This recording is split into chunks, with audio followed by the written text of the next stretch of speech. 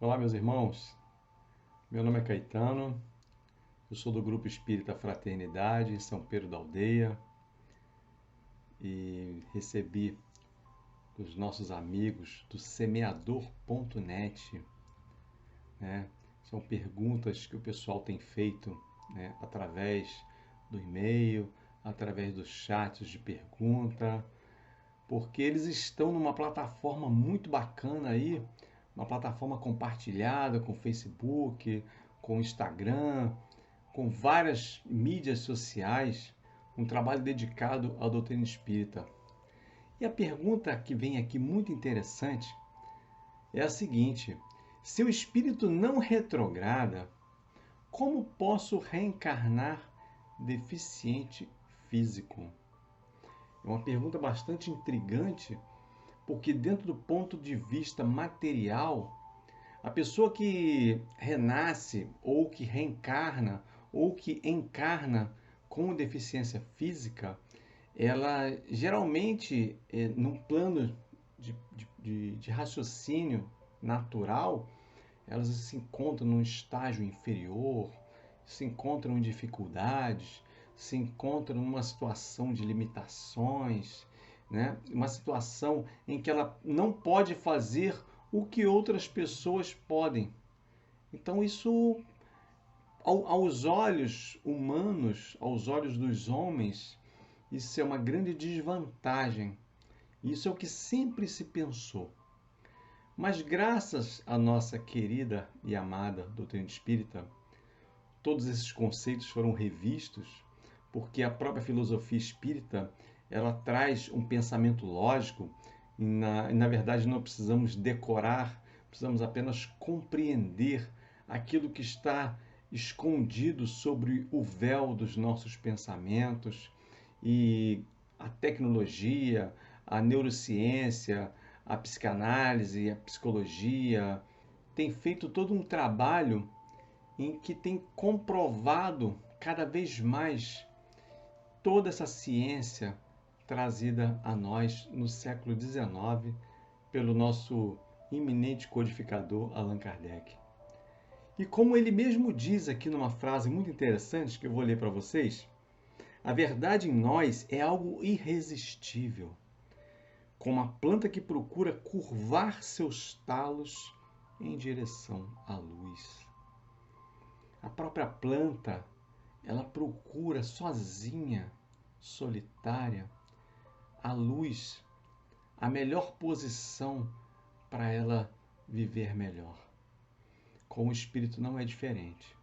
Nós sempre ressurgiremos, mesmo que sozinhos e solitários, em pensamento, em interiorização, nós buscaremos sempre o melhor caminho em direção à luz, a luz do benefício, a luz da plenitude de todas as nossas vidas. Então, respondendo a pergunta aqui, se o espírito não retrograda, como posso reencarnar deficiente físico? Nós vamos aqui no Livro dos Espíritos, aqui na pergunta 118, eu separei aqui para vocês. Podem os espíritos degenerar? Essa é a pergunta que Kardec faz aos espíritos superiores. E eles respondem aqui prontamente: não, à medida que avançam, compreendem o que os distanciavam da perfeição. Concluindo uma prova, o espírito fica com a ciência que daí lhe veio e não a esquece. Pode permanecer estacionário, mas não retrograda. Muito interessante, porque nós pensamos que a gente poderia degenerar de acordo com a situação. Poxa, eu vim na outra encarnação, eu fui um rei, eu fui uma pessoa de poder, eu tomava decisões, eu fazia muitas coisas importantes, eu participava de reuniões e tal. Mas aí depende de como eu fui esse rei. Quais são as decisões que eu tomei? Porque você tem uma indumentária, né, sacerdotal, uma indumentária de nobreza, qualquer título que você possa trazer nas suas reencarnações anteriores, não significa que você agia com retidão. que você agia da forma correta, não é? Então tudo isso está gravado no seu aprendizado, fica gravado no nosso perispírito. E cada vez que nós voltamos no novo corpo físico, todo esse material ainda continua impregnado com nós. Então nós temos as limitações. Então, voltando à pergunta, a palavra-chave é limitação. Porque se nós pensarmos bem, mesmo estando com o corpo perfeito, nós somos dotados de imensas limitações. Nosso corpo possui limitações auditivas, limitações de visão, nós não conseguimos enxergar, nós enxergamos menos do que muitos animais, nós ouvimos muito menos do que insetos, do que outros animais diversos da natureza. Então nós temos limitações incríveis, nós temos grandes dificuldades de captar sinais, sons, imagens dentro de um processo natural. Coisas que muitos animais enxergam, ouvem, a gente não consegue ouvir nem enxergar. Isso é muito importante a gente saber primeiramente, porque a palavra aqui é sobre limitações. E quando se fala em deficiência física, nós estamos falando de limitações. Então, para ilustrar aqui a nossa história, quero trazer para vocês um personagem que foi um grande exemplo, né, que se enquadra perfeitamente nessa pergunta em que nos foi feita e respondida através do Livro dos Espíritos. Nós temos um personagem chamado Jerônimo Mendonça. Ele era um mineiro que nasceu dia 1º de novembro de 1939. Ele foi um grande trabalhador, palestrante e escritor espírita. Ele era amigo do Chico Xavier, um grande amigo dele, trabalhou pelas causas sociais e pela divulgação da doutrina espírita. Jerônimo Mendonça, mesmo paralisado em uma cama ortopédica e cego, ele era tetraplégico e cego. Trabalhava pelo ideal espírita e por isso ficou conhecido como o gigante deitado. Jerônimo Mendonça, ele era transportado numa Kombi. Ele, quando ia fazer palestras lá por Minas Gerais, as pessoas pegavam, botavam ele numa cama.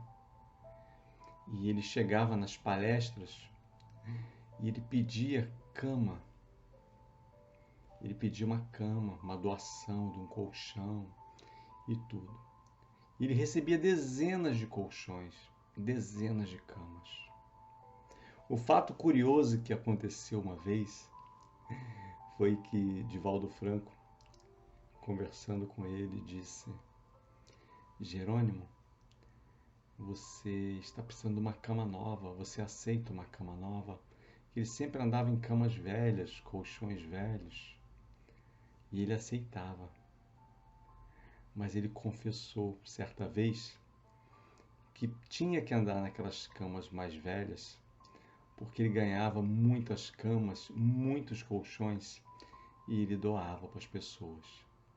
E, no entanto, se ele tivesse numa cama nova, um colchão novo, ele não receberia as doações, que as pessoas davam as doações para ele, e ele repassava as doações.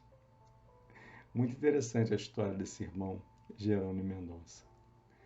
E ele é um grande exemplo de uma pessoa que tinha uma deficiência física, mas o espírito estava completamente iluminado. O espírito não retrograda, de jeito nenhum. Acumula-se experiência. Cada um de nós, quando erramos alguma coisa, quando cometemos algum erro, nós estamos fortalecendo o nosso aprendizado. Nós estamos dando um passo adiante daquilo que a gente já sabe. Se cometemos algum erro, é porque o aprendizado ainda não estava completamente concluído. Nós podemos observar algumas pessoas que trazem na mente o comportamento que a gente julga muitas vezes um comportamento irretocável.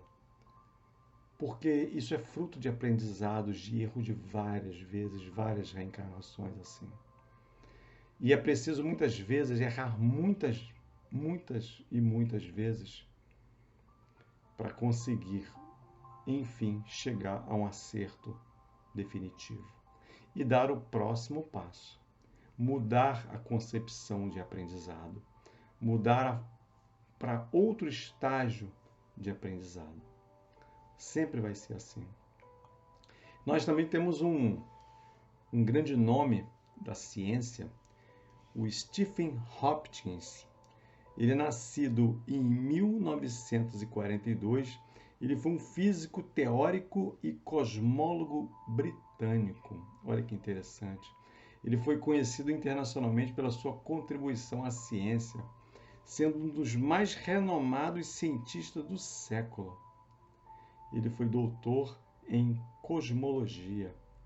Ele era portador de uma doença, neurodegenerativa que paralisa progressivamente os músculos do corpo.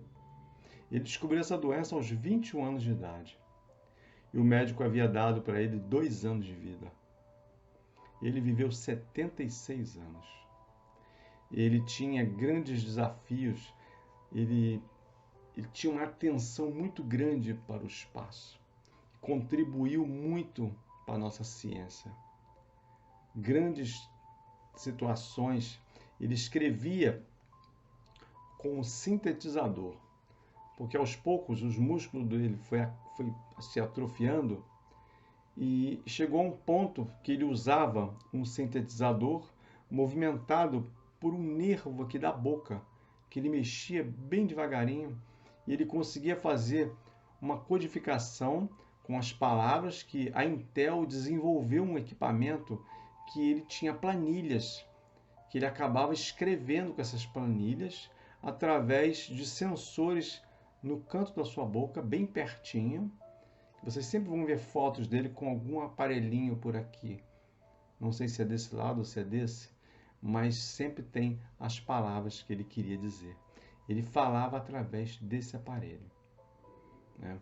Então fica aqui o convite para vocês pesquisarem a vida dessas duas figuras, que elas realmente, no ver espiritual, elas alcançaram grandes progressos também por causa das suas limitações físicas. Eles conseguiram grandes avanços no mundo material graças a essas deficiências físicas que eles tinham. E a gente vale lembrar também que as deficiências, que falam nas limitações, elas estão no campo também da economia, no campo social, no campo da aparência. Quando se fala em aparência, você fala de raça, você fala de altura, você fala de cor, você fala de sexo, você fala... Então tudo é desafio. Tudo é desafio. Tudo é uma forma da gente direcionar o espírito, direcionar o aprendizado, direcionar as nossas perspectivas. E tudo faz parte de um planejamento. Ninguém chega nesse mundo aqui sem saber o que fazer. Ninguém chega aqui caindo de paraquedas. O que eu faço aqui agora? Tudo foi minuciosamente planejado. Então é muito interessante que a gente traga essas lições para nós. E eu quero agradecer pela participação de estar com esses grandes amigos do semeador.net. Parabéns a ele pelo excelente trabalho que tem desenvolvido em prol da nossa querida e amada doutrina espírita. Um forte abraço e fiquem com Deus. Muita paz.